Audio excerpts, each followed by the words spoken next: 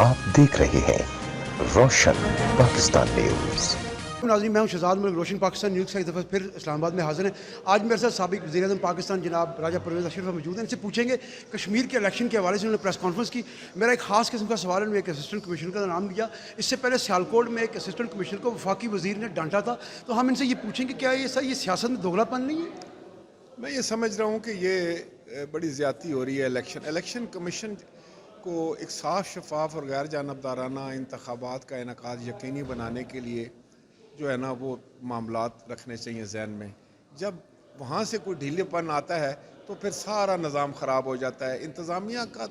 इंतज़ामिया उनके कंट्रोल में होती है इलेक्शन के दिनों में। He is the boss of the administration. Sir ऐसे आखिर क्या वजह है कि इलेक्शन कमिश्नर जो है वो इकदाम नहीं उठा रहे? गिलगित बल्तिस्तान में भी यही हुआ, अब यहाँ पे भी यही हो रहा है। ये बदकिस्मती की बात है। Thank you sir.